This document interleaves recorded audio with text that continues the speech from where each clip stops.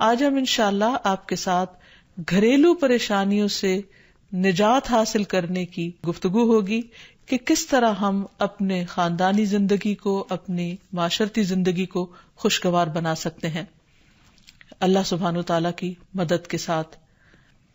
جہاں تک گھریلو پریشانیوں کا تعلق ہے تو اس میں ہم دیکھتے ہیں کہ ہر گھر کے اندر کوئی نہ کوئی چیز ایسی ہو جاتی ہے کہ جس سے باہمی تعلقات میں بدمزگی پیدا ہو جاتی ہے۔ بعض افراد کی طبیعت میں غصہ زیادہ ہوتا ہے، بعض لوگ جھگڑالو ہوتے ہیں، بعض لوگ شکی مزاج کے ہوتے ہیں، بعض لوگوں کو اونچا بولنے کی عادت ہوتی ہے، بعض لوگ دوسروں کو مختلف باتوں پر زج کرتے رہتے ہیں، بعض لوگ اپنی ذمہ داریوں کو ٹھیک سے نہیں نبھاتے۔ تو یہ تمام چیزیں صرف نہ یہ کہ ایسے انسان کو خود بلکہ اس کے آس پاس رہنے والوں کو اذیت میں مبتلا کر دیتی ہیں۔ اب اس میں انسان بعضوں کو سمجھانے سے بھی کام لیتا ہے، دوسروں سے بھی مدد لیتا ہے، لیکن پھر بھی مسئلہ حل نہیں ہوتا۔ تو صحابہ کرام تو اپنی جوتی کا تسمہ بھی ٹوٹ جاتا تو اللہ سبحانہ تعالیٰ سے مانگتے تھے۔ تو اگر گھر کے اندر کسی قسم کی ناچاکی یا پریشانی ہے تو اس سلسلے میں بھی ہمیں اللہ تعالیٰ کی طرف رجوع کرنا چاہیے، اور پھر اس کے ساتھ ساتھ دوسرے کو جو مشکل پیدا کر رہا ہے سمجھانا بھی چاہیے۔ جہاں تک لڑائی جھگڑے کا تعلق ہے تو اسے منافقت کی علامت بتایا گیا۔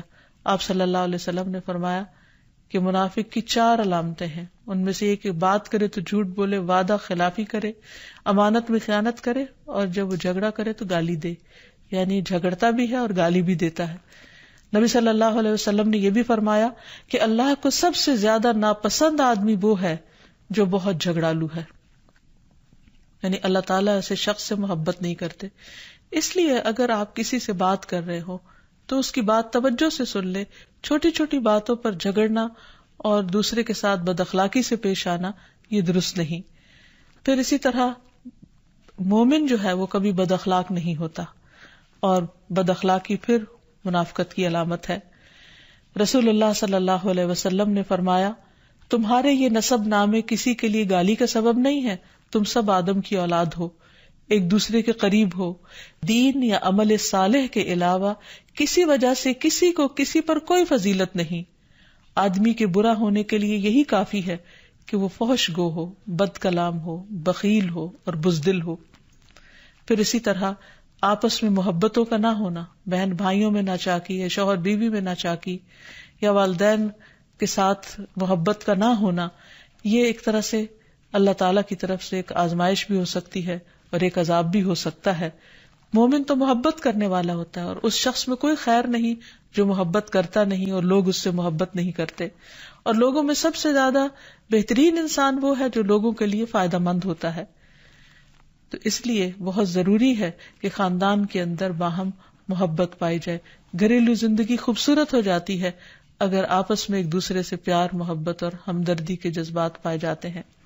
پھر اسی طرح بعض اوقات گھریلو زندگی میں بدگمانیاں بہت تکلیف دیتی ہیں، یا گھر کے کچھ افراد سنی سنائی باتوں پر یقین کرتے ہوئے دوسروں کے خلاف بدگمانی پال لیتے ہیں، تو اس سے بھی پرہیز کرنے کی ضرورت ہے۔ اسی طرح گھریلو پریشانیوں میں گھر کا تنگ ہونا بھی ایک عذاب کی شکل ہے۔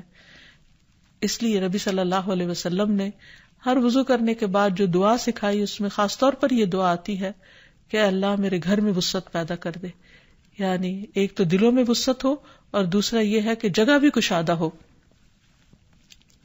رسول اللہ صلی اللہ علیہ وسلم نے فرمایا 3 چیزیں بدبختی میں سے ہیں۔ عورت جب تو اسے دیکھے تو وہ تجھ کو بری لگے اور وہ تجھ پر اپنی زبان چلائے، اور اگر تو اس سے غائب ہو تو وہ اپنے نفس کی اور تیرے مال کی حفاظت نہ کرے۔ دوسرے، مریل سواری کہ اگر تو اسے مارے اور چلائے تو تجھ کو تھکا دے، اور اگر اسے چھوڑ دے تو تجھے جلد تیرے ساتھیوں تک نہ پہنچائے، اور ایسا گھر جو تنگ اور کم سہولتوں والا ہو۔ تو اس لیے اگر انسان ایسی کسی تکلیف میں مبتلا ہے تو اس کا حل بھی یہی ہے کہ کوشش کے ساتھ ساتھ انسان دعا کرے۔ اسی طرح خرچ میں کمی، وسائل میں کمی، مال میں کمی، یہ تمام چیزیں بھی عموماً گھروں کے اندر جھگڑے پیدا کر دیتی ہیں۔ کھانے پینے کی قلت، بنیادی ضروریات کا پورا نہ ہونا، تو ایسی صورت میں بھی انسان اللہ تعالیٰ کی طرف رجوع کرے، اور اس کے لیے ساتھ ہی کوشش بھی ضروری ہے۔ کوشش میں سب سے پہلے تو یہ کہ انسان لڑائی جھگڑا چھوڑے، صبر و ضبط کی عادت ڈالے، برداشت و تحمل کی عادت اپنے اندر پیدا کرے، اپنے اخلاق کو بہتر بنائے۔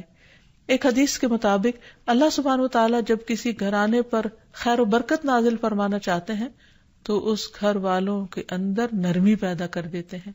اور ایک اور حدیث میں یہ بھی آتا ہے کہ جو نرمی سے محروم کر دیا گیا وہ ہر خیر و بلائی سے محروم کر دیا گیا۔